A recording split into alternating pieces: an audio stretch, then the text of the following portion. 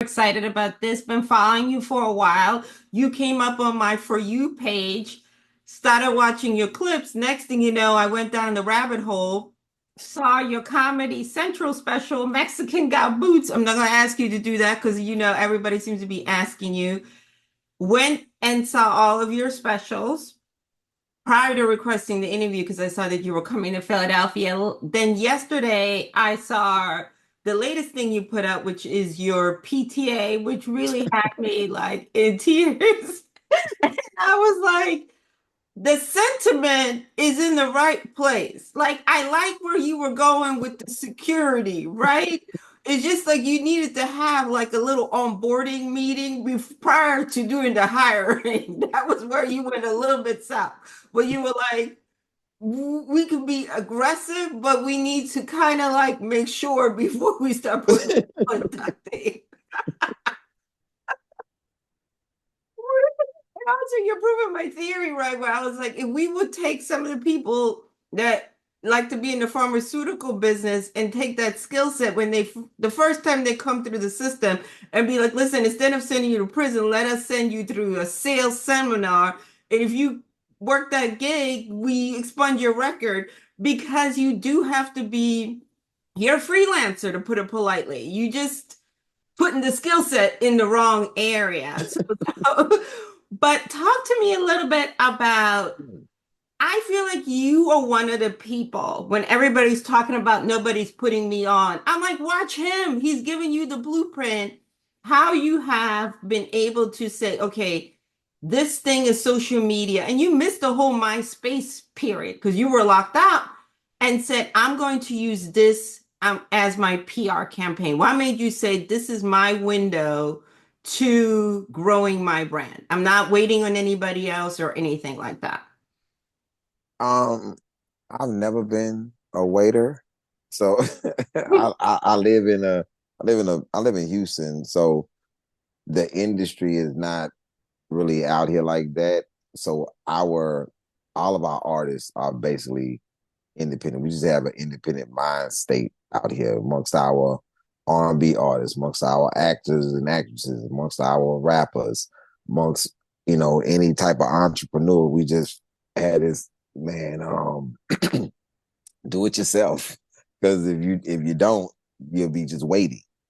You know, um, I've been 27 years. I've been doing stand up 27 years, and I wasn't even into the social media thing because I was before the whole social media wave. So comic, I was doing the beginning of Comic View and those with that particular era. So once that was over, comics was always looking for just TV shows to do or who's going to do my special. Then I did a network special with Comedy Central, and they owned it, they controlled it, they put it out like as they chose, and it's kind of like leaving your career in somebody else's hands. And then one day, I posted a clip of me from the Comedy Central special, and I got flagged for copyright infringements. Wow. And so I was like, wait a minute, they own it like that? Like I can't even put a clip of myself up for promotion. Then after that, I said never again. I would just want to do my own thing. So I started saving and putting my money to the side as I was getting ready to groom the material for the special. And then I would go on other TV shows, but I wouldn't burn the material that I was getting ready to do. I would just do things within the context of whatever that show was that I knew they would own. So that was one thing. I just didn't want to be owned by any net. I think the other part is you are a great storyteller. Like, I don't think you need to be black in order to enjoy your comedy. Yes, it's your point of entry, but the way that I feel like we're sitting in your living room and we're having a cup of coffee, and it just happens to be funny because it's more than just how you deliver, in my opinion. it's also like your facial expression. You are like that guy that we all know. You know what I mean? You've got all the information or you're the connect. It's just told in humor. And also there are a lot of life lessons. Some of the stuff you talk about, it's super sad.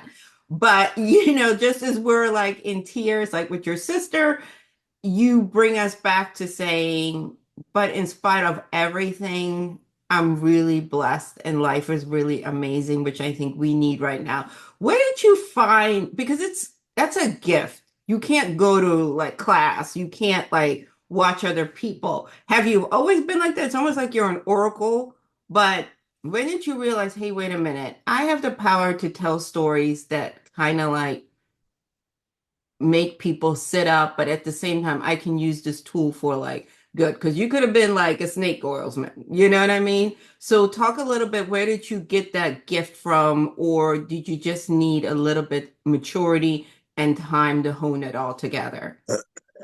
um, within the course of stand up, I've developed and grew throughout. So I started off being very physical, um, but I always told a story in the physicality.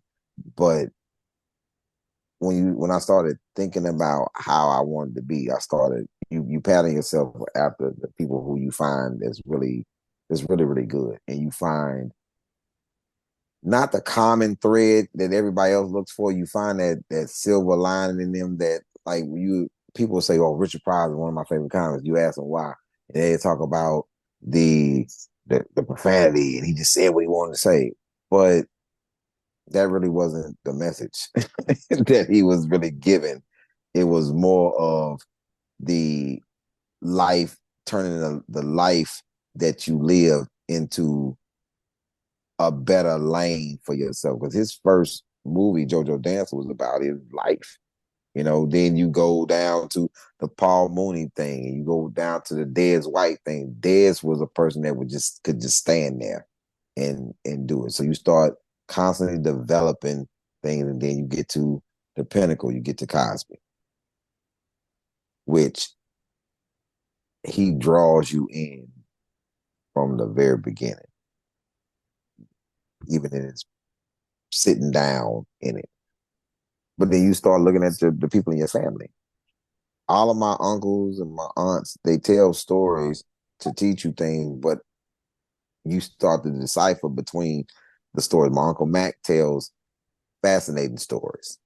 My Uncle Davis tells detailed, interesting stories. My grandmother tells stories from the past. My aunt tells current stories from family things. So when you look at it, you try to figure out what angle are you telling this particular story from, and what is this particular story about, and why are you telling it? What's the underlying information in it? It's a lot go into why I'm telling the story and what position I'm taking in something. Because everything with me is more about thinking about the responsibility of something. And you go back to things that you disagree with. Like the first, before Barack happened, people used to call Bill Clinton the first black president. And the reason why they said that is because a comedian said that. And why it was said was based upon things that we're bigger than. He did this and he smoked weed and he played the saxophone and that's all kind of small things, and that doesn't make you black. And it was kind of insulting. So I wouldn't get on stage and say things about black people that I found insulting. Just like I don't talk down on, oh, I got this broke, because I don't think that we broke. I don't think that we, I don't think that we, there's a lot of things that I don't think that we are, that comedians talk about in keeping us in this space of like the 80s, the late 80s, early 90s, that kind of what we laughed at. But I know it's the development of us and the creativity of us, which should be elevated in our stand up as well. Because what we laugh at is different. I don't. A lot of people don't laugh at the uh, beating, the whipping. Oh, I whipped my son, but it's a difference when how I do things now. How I say I can't even really punish my kids like back then because I need them. You know, I just told my son, man, I better not catch you on your phone. You always on that phone. Every time I see you on that phone, man, if I catch you on that phone, it's gonna be me and you. 15 minutes later, hey man, go on your phone and order that Papa John's. And my son like my son like, man, you just told me I use my phone. I said, don't use your phone for your stuff. Use it for my stuff. Use it for stuff I need to. It's like I don't, I love you that. know. Yeah, I mean, I also love something that I don't know you realize this, but when you posted your daughter ice skating, she's super cute. Um, and your son playing ice hockey, I'm like, bingo, there it is. I wish more people would get it. Like, there's no such thing as black people things and white people things. It's about access and money. So if your kid, there might be some stuff that your kids are going to be into. You're like, I don't know about it, but let me do some research. Let me find like a group or people, whatever that, so I can help facilitate that. And you did it. And again, I think you do stuff. I don't know if you were, it's very cerebral, but it's like a nice shove, you know what I mean? And I think it's so important for us to have these conversations. Like, why is it that our kids can't do certain things? Why is it, you talked about you hurting yourself surfing, you know what I mean? And I know somebody probably was about to see that you were out there doing white people stuff. No, it's just We if you started. live near the ocean, you have access to that. If you live in the inner city, your chances of being a professional surfer are going to be a little slimmer because you don't have access to the ocean. So you're going to do stuff that's a little bit more accessible to you in the inner city. But if you grow up 2 steps away from the beach, very good chance you're going to know how to swim and you're going to do some water sports. Talk about that because, again, I think you use you're like the thinking man's comedian. And the people that sometimes aren't the sharpest knife in the tool shed don't realize that you're feeding them the food because they came for the key, but you're giving them, you know. It's So you did the book report and you telling them what was in the book report. They, in the other words, are like, man, I'm not doing the book report. That's the way I view it. And it just happened to come for a comedy show and you keep feeding them and you keep feeding them. And I think, sadly as it is, that's how our community now consumes information. and that's the thing. Try to put something else out there on the table that can be consumed. Because my friend was like, man, everybody just wants short clips. And so I put long form out and beat everybody in viewership that had short clips with with long form. So with my children, I think it started back with my oldest daughter, who's about to be 26, when I used to do the material about her being on the swim team. Because she was on the swim team since she was 6. And then she was doing competitive kung fu. So I was putting them in things, and she went to a Spanish school where she was speaking Spanish. She's been dual language. So then she went to a culinary high school where she just did all culinary. So now she's a chef that's dual language, and she's also a lifeguard. And I used to explain to people about teaching your kids life skills that they can always prosper from. Like as a swimmer, she swam competitively all through middle school, all through high school. So she became a lifeguard. She was making money at 14 as a lifeguard, and she every year she got a raise to where she became a director. By the time she's 18, she's at 27. I mean, at $21 an hour, set up with half. She could spend half her money, but half had to go into savings. So when she graduated, she got like $9,000, $10,000 just in her savings. But she also speaks Spanish, so she can teach swimming to Spanish kids black kids, white kids, any kid at $25 an hour. When you go from swimming to a lifeguard, you can easily go to a Coast Guard and be making 27 to 30, $36 an hour. If you learn sign language, you go to a hospital with a minimum of 4 hours being on site, you making $85 a time. Now it's up to like 120 just knowing sign language. I said, so you gotta build your children, just instill things in your children as they're coming up that they can always utilize as a mean of income. So with ice skating and ice hockey, you can teach, you can coach, you can do all these things. You can go Disney on Ice, you can go you can by the time you in 16, you could be semi-pro playing ice hockey while there's somebody else is in high school doing whatever they doing. You could be making money being a semi-pro ice hockey player on the weekends, just all throughout high school.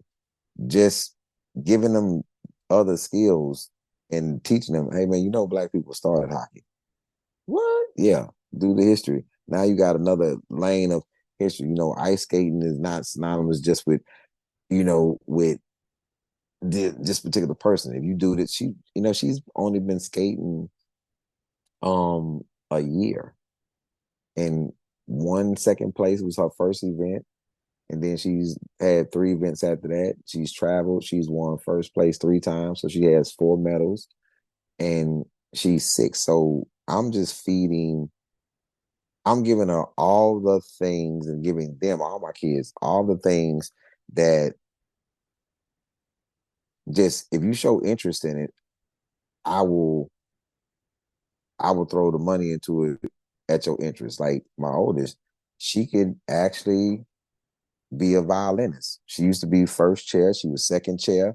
It's like my son drum is a drummer.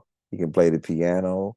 It's whatever you have an interest in, I'm gonna put the money into it. You do it just to put another feather in your cap.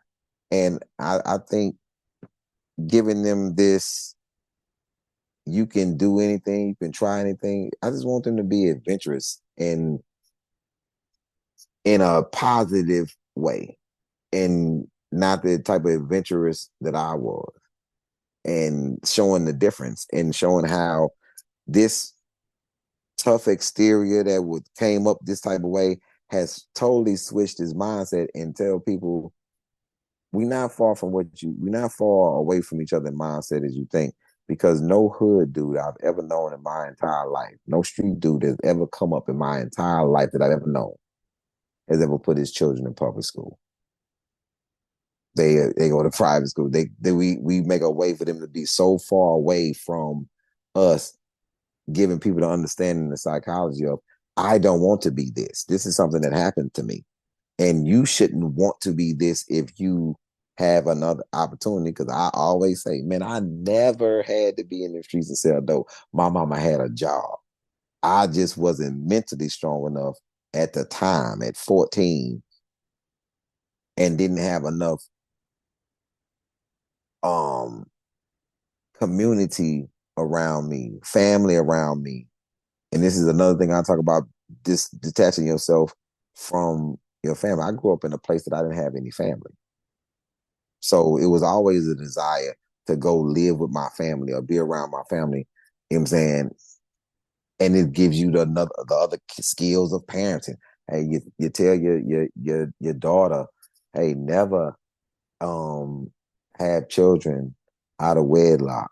Never get involved with a man that don't want to be around your family. Never talk to a man that's not willing to talk to your father. He hiding something. Giving these other things that my father wasn't there to give my sister. My father wasn't there to give me. My mother could only give me what she could. So in the course of trying to provide for us at the same time, so trying to be a complete person in parenting and trying to change mindsets in how I'm saying things on stage and what my children are experiencing with somebody who is a street person that is reformed. Because you can't get over on me. What you can't do is you can't tell me, nigga, I listen like a detective. go ahead. Now you said what happened? Nah. I said, man, I told my son the thing. Hey man, let me tell you something, bro. I told you to take that trash out, man. I'm gonna be honest with you, man. Now, and I pulled him real close to him. I said, man, listen to me, man. If I was in these streets, if you were somebody in the streets, and I told you to do something, you didn't do it. Oh, come on now. Come on now. Man, don't make me, I tap me in the chest. Don't make me go back to that. They come and give me a kiss and a hug and take that trash out. I don't know. I don't want that kiss and the hug gonna come at the end, but I'm still soft, even though I just said all this tough man nonsense. Give me a kiss and a hug. Don't take that trash out, man. For your mama coming in fussing and stuff. I always want you want your mama saying something to you. She gonna say something to you. She gonna say something to me, and now I'm I'm not raising you right. Come on, man. Get me in trouble. This is All about me. right. This is about me.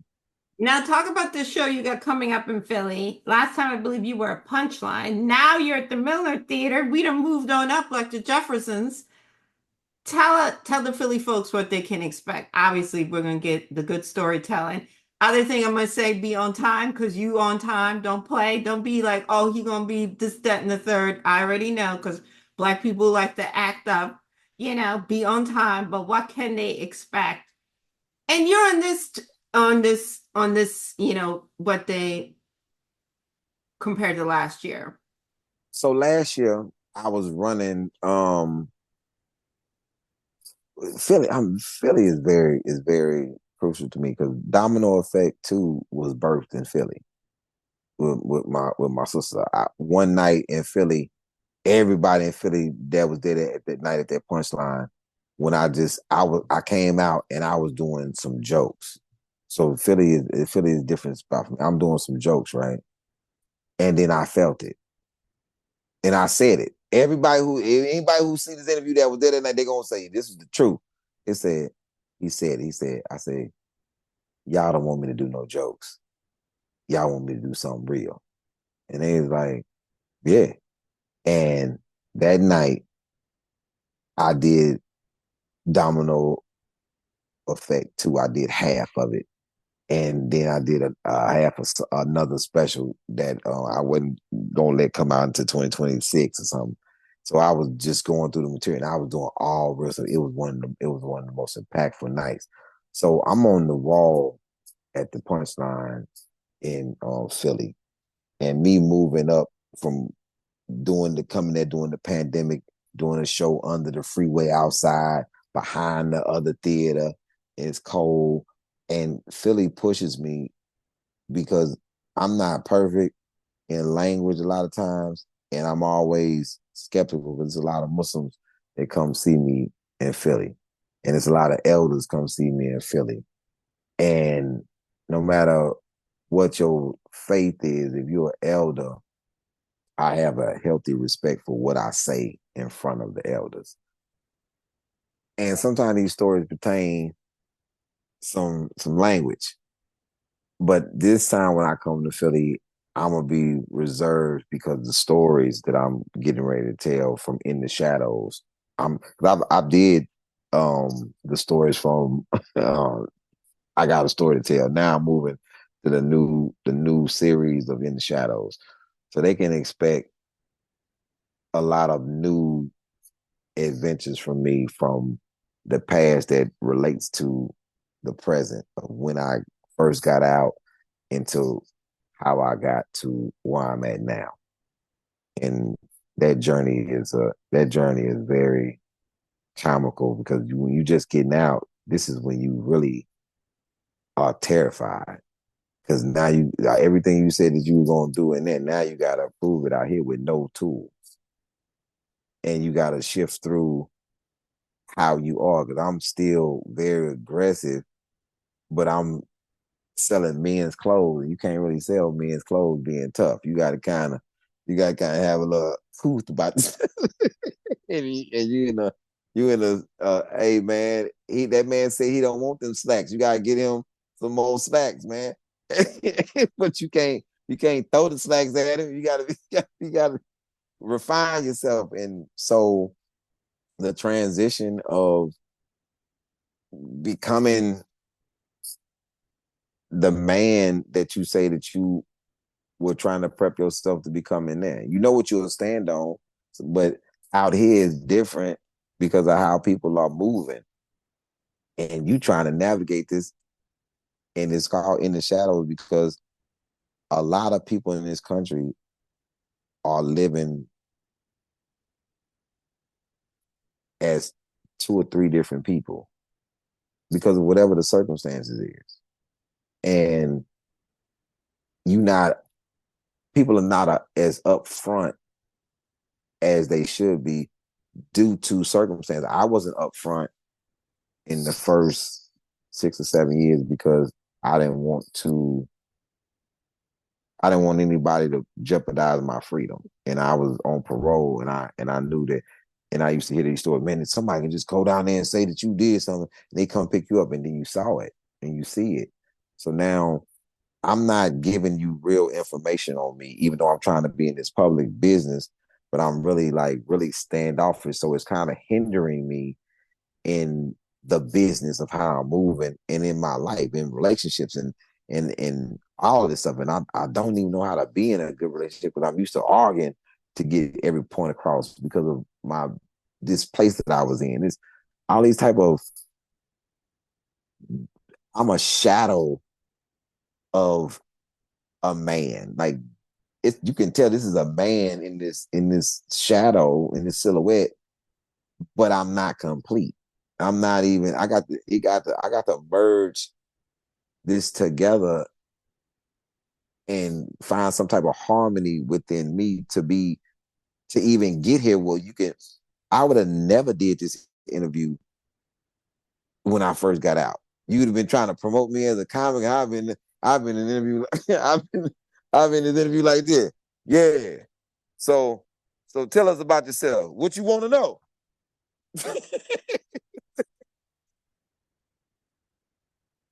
Like, hey man, we just trying to. When is the show, man? I don't know when they say it is. When they, I'm not.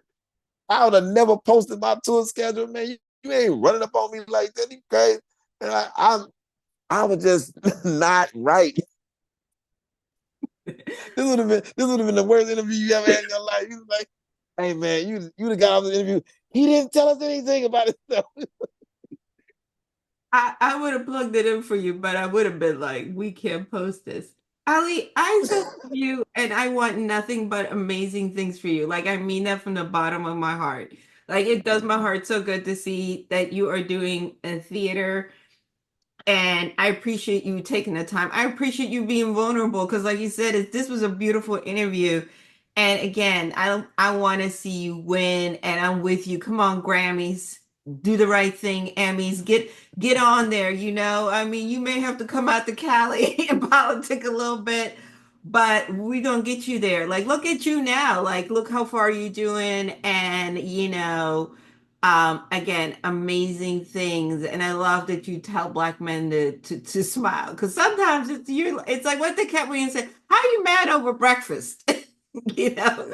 So Yeah. no, I really appreciate you. And again, amazing things. And again, with the PTA, your heart was in the right place, but now you gotta have a little, you gotta have a little meeting of some rules or regs that don't apply with the parents that you can go back to School was safe. The the school was safe. That's all we were trying to street. employ. We were trying to employ people, and the school was. We keeping everything down, What? crime down, and I would have been on your side. I would be like, you know what? His heart was in the right place. School was safe though. That would have been school. me. That's all I was understand though. Has anything happened at this school? Absolutely. And again, I love this for you and I appreciate you and thank you so much for your time. Thank you. Pleasure's all mine. Thank you. Absolutely. Bye bye.